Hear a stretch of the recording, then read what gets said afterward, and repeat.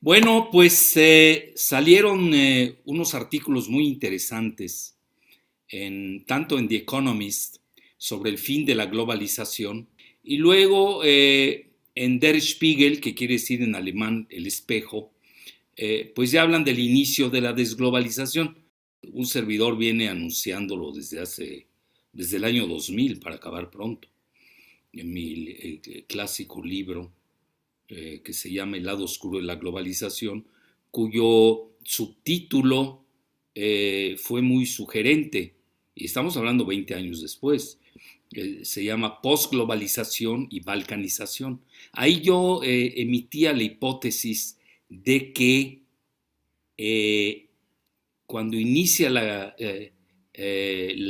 balcanizaciones, eso es reflejo de que ya se está acabando el modelo de la globalización.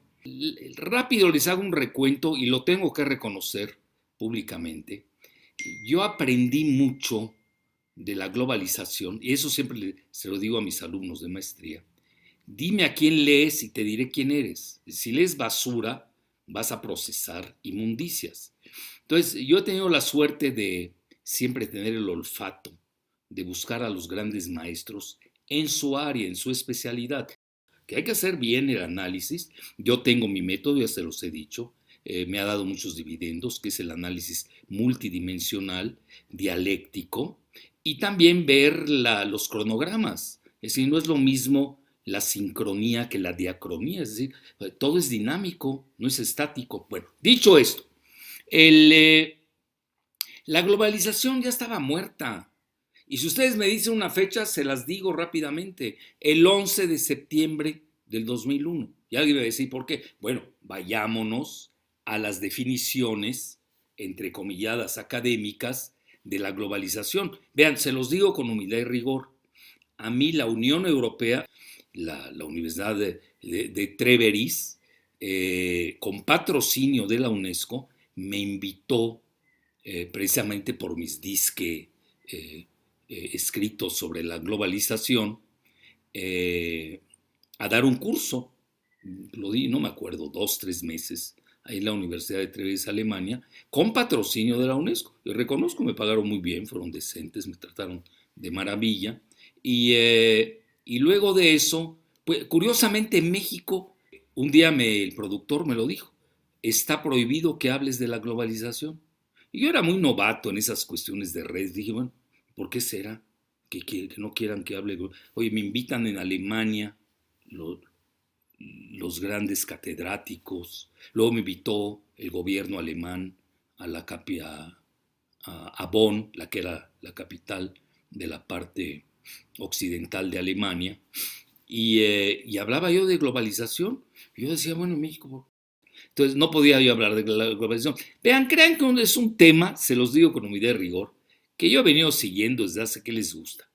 Fácil, estamos ahora en 2000, saqué ese libro. Yo ya había empezado cuando vi que se disuelve la Unión Soviética, pues digamos que alrededor de hace 30 años mínimo, si no hasta más, empecé yo a estudiar la globalización. Y en ese momento recuerdo que uno de mis autores preferidos, pues era para mí el que es hasta la fecha el inconmensurable historiador británico, que curiosamente nació en Alejandría, en Egipto, y es judío, pero es un judío progresista y verdaderamente admirable. Eric Hobsbawm para mí es uno de los grandes escritores, historiadores. Dicen que es el mejor del siglo XIX. Bueno, y eso que su libro sobre el corto siglo XX fue fenomenal. Acaba de morir recientemente. Incluso se los digo para que vean uno cómo tiene que seguir, incluso desde el punto de vista dialéctico, a las contrapartes llamadas. Lo fue a visitar cuando se dio la debacle del 2008, lo fue a visitar nada menos que el mega especulador George Soros, para preguntarle a dónde iba el mundo de acuerdo a su gran experiencia. Y comentó Hobsbawm que es así, genial, Lo que yo les diga es poco. Y fíjense, en una ocasión me acuerdo, tengo que hacer este paréntesis, estaba feliz como niño, pues yo lo sigo, lo tenía ya fichado, como decimos. Lo que dijera Eric Hobsbawm, yo ahí lo tenía, era obligatorio leerlo.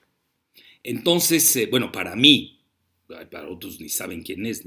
Entonces, estaba feliz porque había vendido con su libro 3,000 ejemplares. Pero vean en dónde, en Gran Bretaña. Bueno, y ahí es donde uno entiende que la intelectualidad, desgraciadamente, los grandes pensadores no son vendibles. Y si no estás hablando de libritos ahí que vendes 4 millones al por mayor.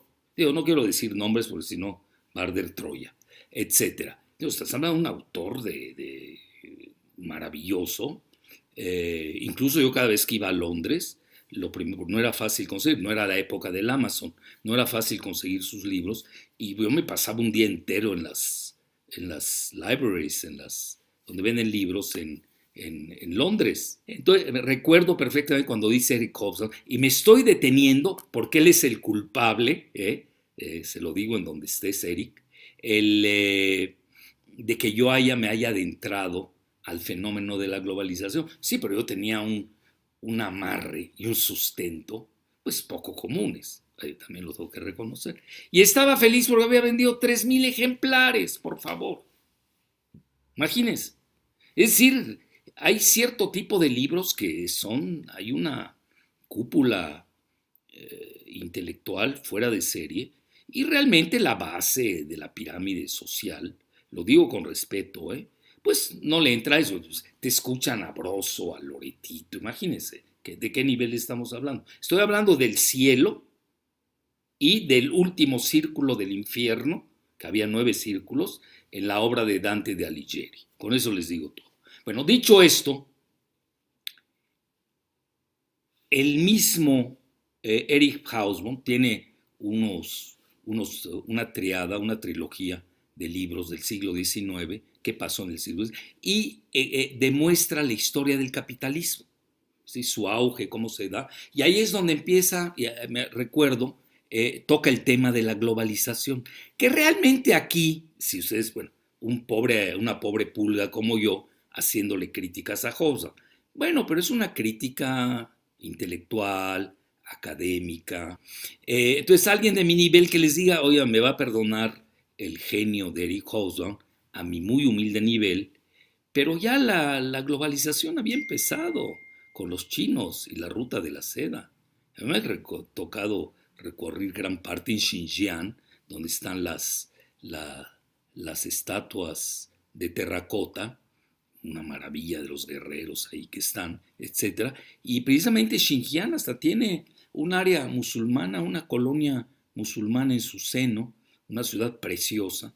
Y ahí ustedes saben, se conectaba con el Medio Oriente, en específico con Bujara, Samarcanda, Irán, etcétera. Entonces ahí empieza, si uno quiere ser un poco más didáctico y más en retrospectiva, realmente la crítica mía tampoco es válida, lo tengo que reconocer, porque Hobsbawm limitó la esfera y el alcance de su libro. Era el siglo XIX y cómo se forjó el capitalismo. Ni siquiera habló de la globalización como título. Es decir, ya como dentro de su trilogía toca el tema de la globalización y es ahí donde yo aprendí qué era la globalización. Entonces, me dio unos instrumentos y una plataforma, lo tengo que reconocer, maravillosas. Bueno, entramos ya cuando llega el famoso George Soros, para que vean, yo abro ventanas, pero también las cierro, lo llega a visitar, porque todos los grandes especuladores, pues estaban nerviosos. Bueno, ¿y qué va a pasar de este modelo de la globalización financierista? Fíjense, dije financierista y no económica, que también hay que hacer esa diferenciación. Entonces le comenta Hobsbawm a este mega especulador que el mundo estaba en una bifurcación, que iba a haber mayor Estado, escuchen bien, Estado, y además era probable que regresara el marxismo. Bueno, Hobsbawm era marxista, sí, pero un marxista luminoso, ¿no? Los chafas ahí, cualquiera ya ahí sale y dice que soy marxista. Usted conocía el marxismo, sabía de qué se trataba, etcétera, que es muy respetable. Yo siempre lo he dicho, yo soy humanista, así de fácil. Entonces, para mí, a mí lo que me gusta es el humanismo. ¿Cuál es el mejor modelo que lleve a la humanidad al bien común? Ese es el modelo, obviamente muy idílico, muy idealista, no existe, no se ha dado en ninguna etapa de la humanidad. Sí, pero esa es la labor de los seres humanos. Tenemos que pensar en nuestro horizonte, en nuestra estrella polar. Entonces, bueno, dicho esto, el famoso Hobsbawm le comenta eso a Soros, que seguramente salió asustado y no le hizo caso. Tan no le hizo caso que siguió en su orgía especulativa hasta ahora el 2020, pues que ya ese modelo, van a seguir, está bien, sigan especulando. Vean hoy la bolsa de valores de Nueva York cómo anda, en las nubes, totalmente desacoplada de la economía. Sí, pero eso no tiene sustento. Al final hay que pagar las deudas, ¿eh? Toda esa emisión de billetes y lo que hacen, las tienen que pagar. Obviamente las estaba pagando los mercados emergentes. Ya para concluir la ventana de Hobson, porque sí quería dejar muy claro cómo iba el pensamiento en ese momento. Entonces recuerdo perfecto cómo Marshall McLuhan lanza la idea de la aldea global y pegó. Sí, pero el concepto de Marshall McLuhan, que era un gran comunicólogo, era de las comunicaciones. Es decir, Marshall McLuhan se adelanta, creo con el libro aquel famoso La Galaxia Gutenberg, que a mis 20 años era uno de mis libros favoritos, se adelanta mucho a ese mundo de la globalización cibernética, fabuloso. Y Marshall obviamente era un gran pensador, pero muy limitado a la esfera de las comunicaciones. Y de ahí gustó, lo toman, y luego viene una conjunción con la sociedad tecnetrónica.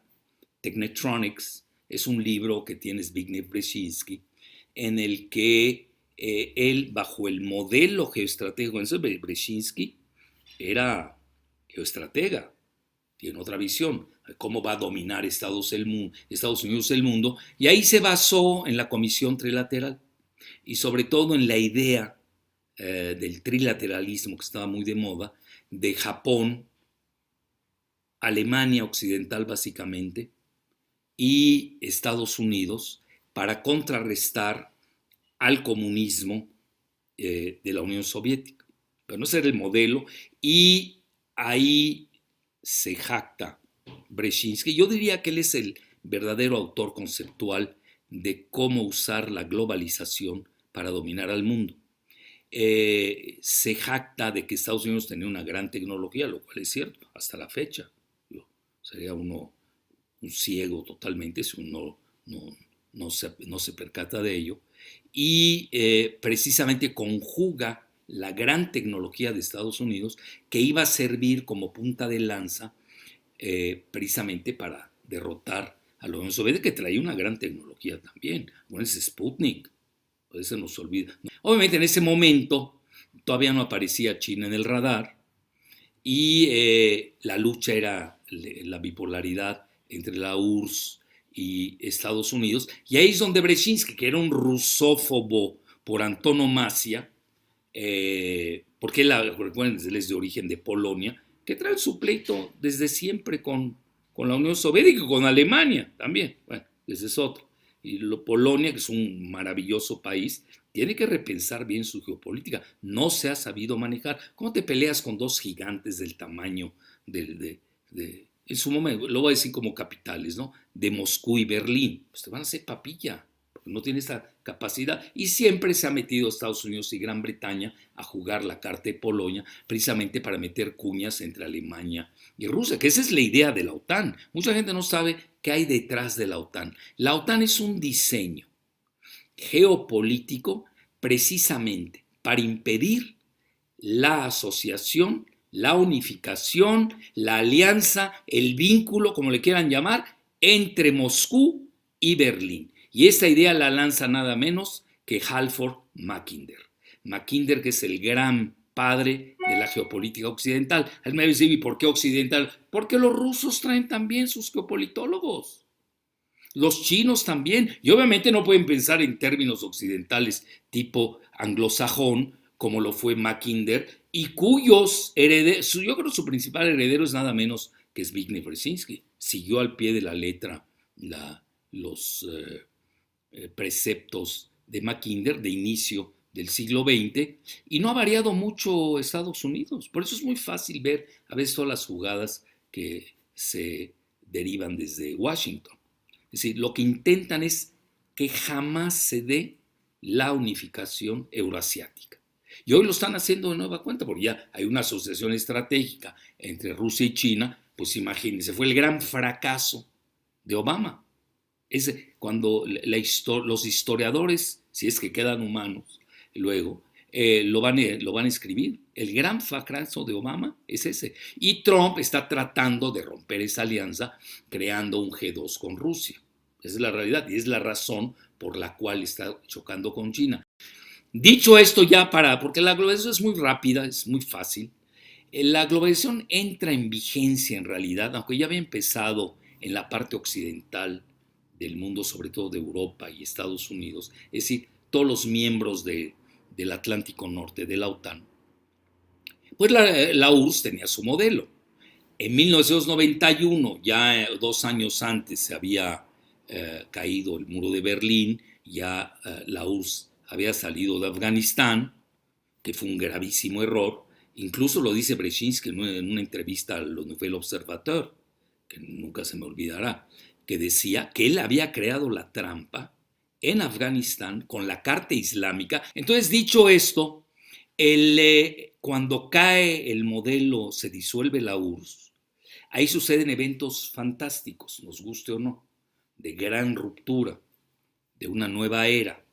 Primero que nada, no solamente se disuelve la URSS, ustedes recordarán, se da la guerra en Yugoslavia, que luego también es balcanizada, y luego tenemos que al quedar sola la ideología muy entrecomillada de la globalización, pues el modelo que más le asentaba a los intereses de Estados Unidos y con Gran Bretaña, pues le imponen, que era realmente, yo diría, es la condensación de lo que se puede decir que era el thatcherismo y el Reaganomics, es decir, la política que seguía Reagan, pero realmente que la inician en Gran Bretaña. Y vean hoy, para que vean a nivel geopolítico y geoeconómico cómo ha variado, hoy tenemos todo lo contrario.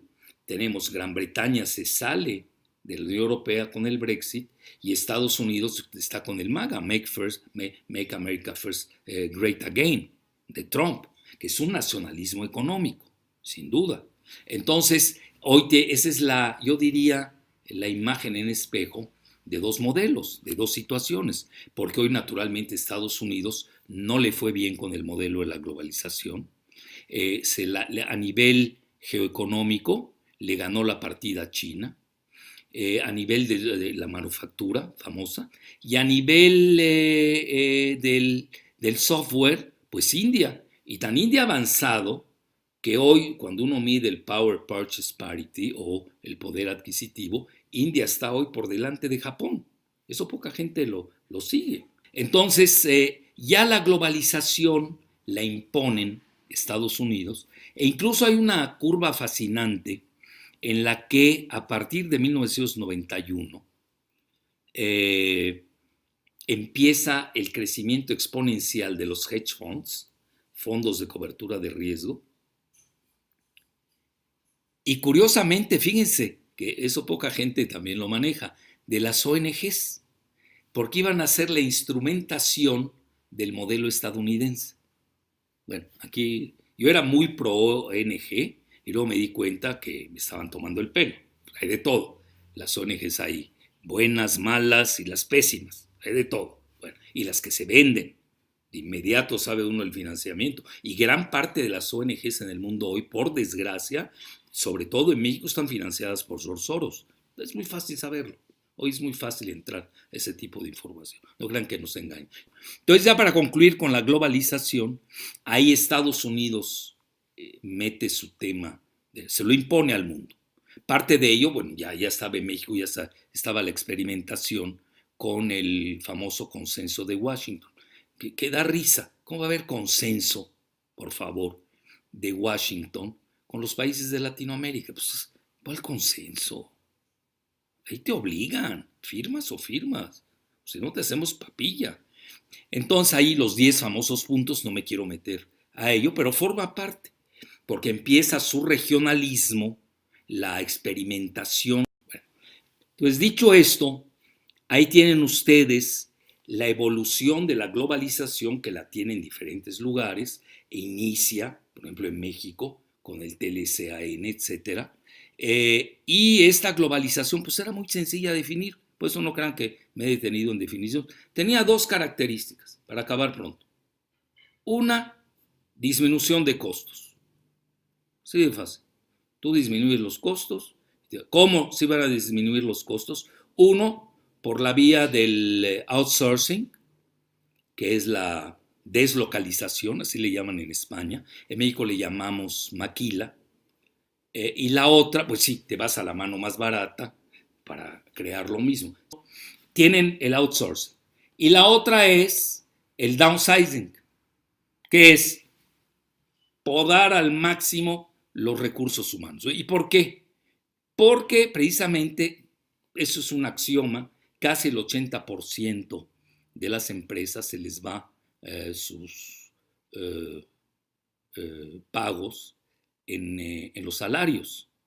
Entonces hoy, con mayor automatización, ya no se diga con mayor robotización, pues ¿quiénes eran los feos de la película? Pues los trabajadores. Vean, yo nunca pude aceptar esto de los agentes de bolsa, en serio, que le han hecho un daño a la humanidad tremendo. Y luego traen sus curvas y ya hacen algoritmos y las meten en computador. Pero es puro bullshit, por favor. ¿Cómo puede? Es antihumano. ¿Cómo puede ser que despidan en una empresa que cotiza en bolsa, despidan a 5,000 trabajadores, escuchen bien cuántos, 5,000, y la acción sube en la bolsa? A ver, está bien, lo entiendo a nivel mercantilista, caníbal, y lo entiendo a nivel financierista. Explíquenlo a nivel humano. Eso debe estar prohibido. No puede ser. Yo me pondré a llorar. ¿Y qué hacemos con estos 5,000? Si es que tienen jubilación. Y otros que ni lo tienen, porque ya luego buscaron una técnica de firmar contratos donde ellos de entrada, antes de entrar a trabajar, pues conseguían, para conseguir su puesto, ya les hacían perder todas sus canonjías que supuestamente eran libertades laborales. Es trágico. Entonces, dicho esto, entramos ya a esta fase de cómo la globalización pues entra en crisis cuando empiezan a subir sus costos. ¿Y cuándo subieron sus costos?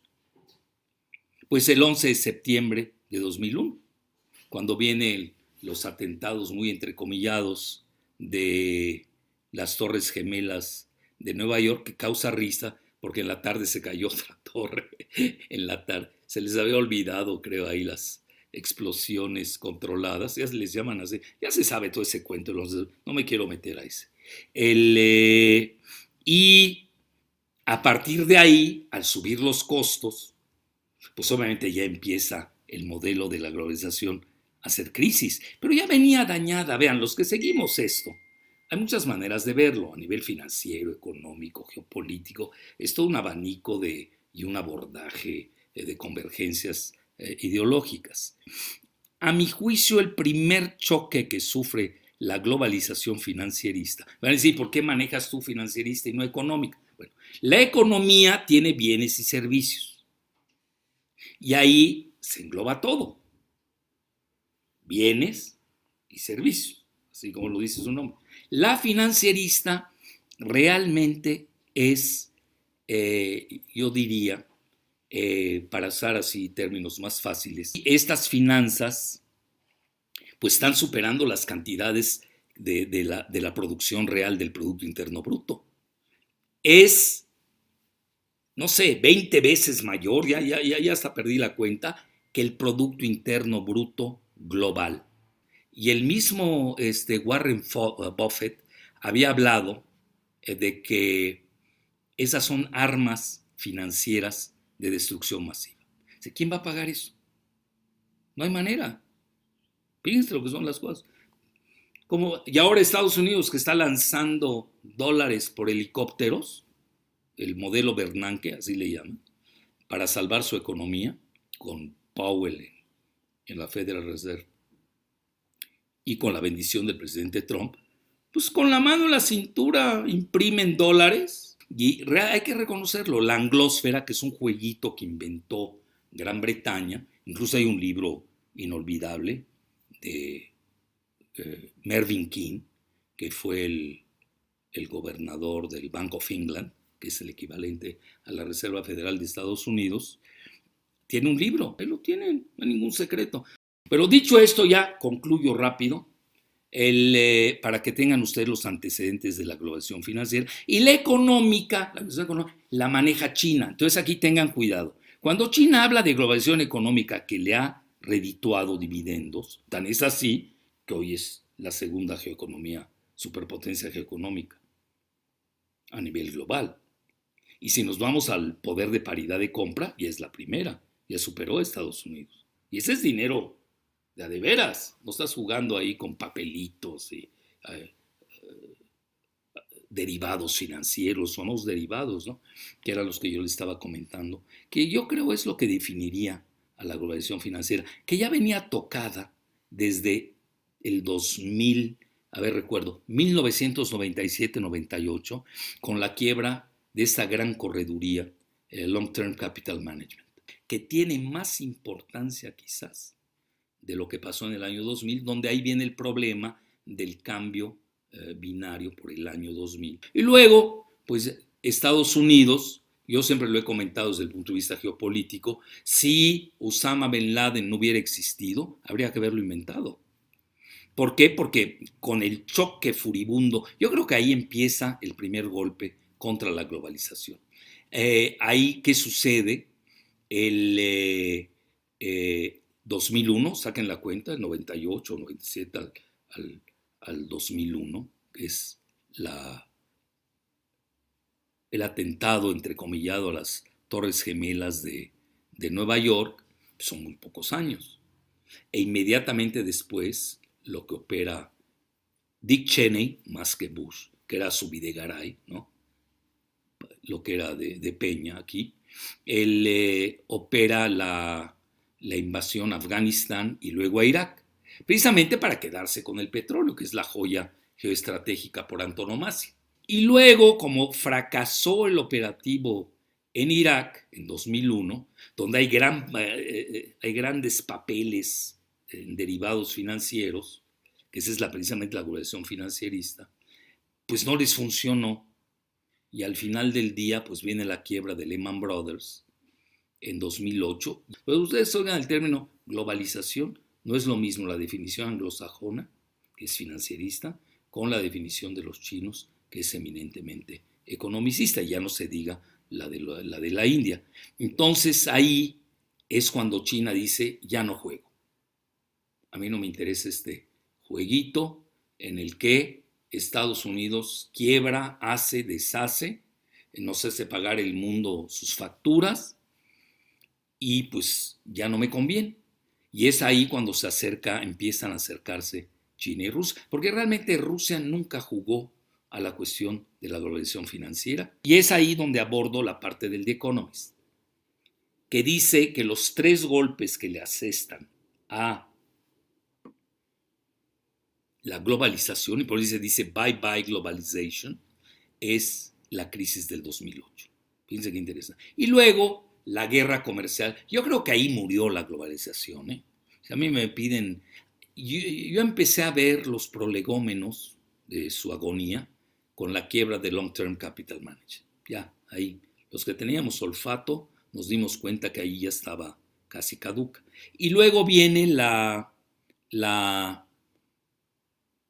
guerra comercial de China y Estados Unidos, que lleva 1 año, tampoco hay que exagerar. El otro lleva 2008, estamos hablando hace 12 años. la guerra comercial de China y Estados Unidos lleva un año, o lleva más. Bueno, y aquí hago otro paréntesis. ¿De quién es The Economist? Pues es una revista británica del grupo Pearson.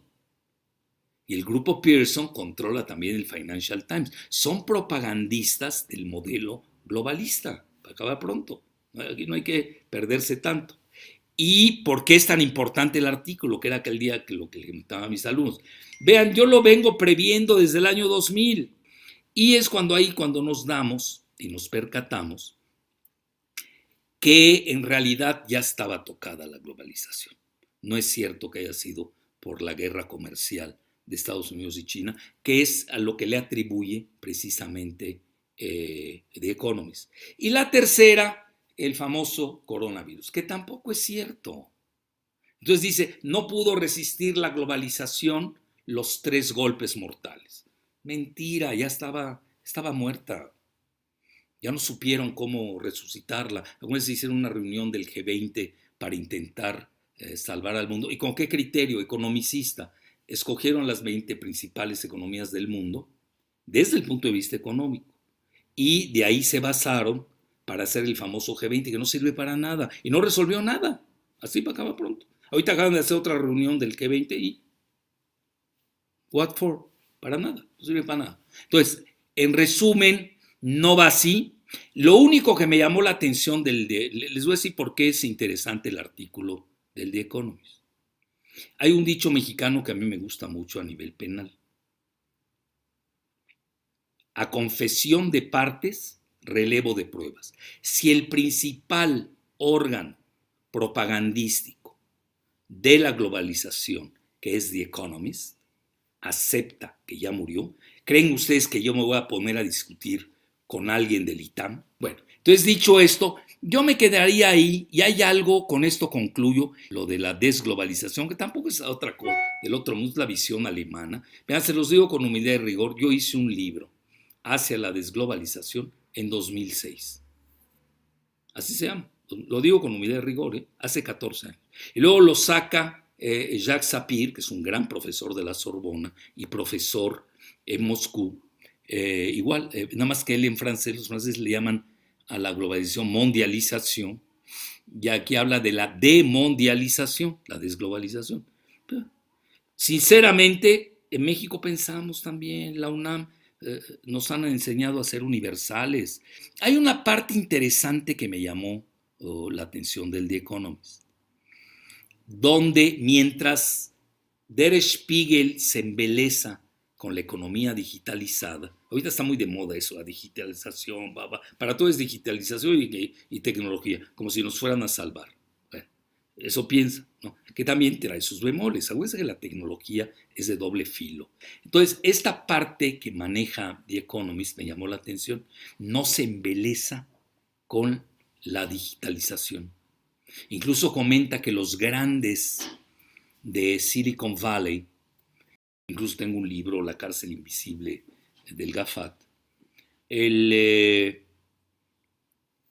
no es tanto. Y ahí maneja una cifra que hasta me llamó la atención, muy magra, que equivale a las exportaciones del mundo. Muy magra ahí. Y yo creía que era más, les soy sincero. Bueno, pero una cosa es la intuición, y otra cosa es cuando uno lleva los datos duros, y The Economist no pierde la cabeza en eso.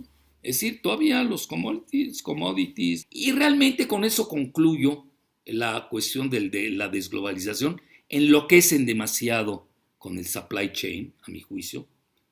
Quieren que el supply chain esté con sus aliados, no tan lejos. Está bien, cada quien tiene derecho de aplicar su modelo.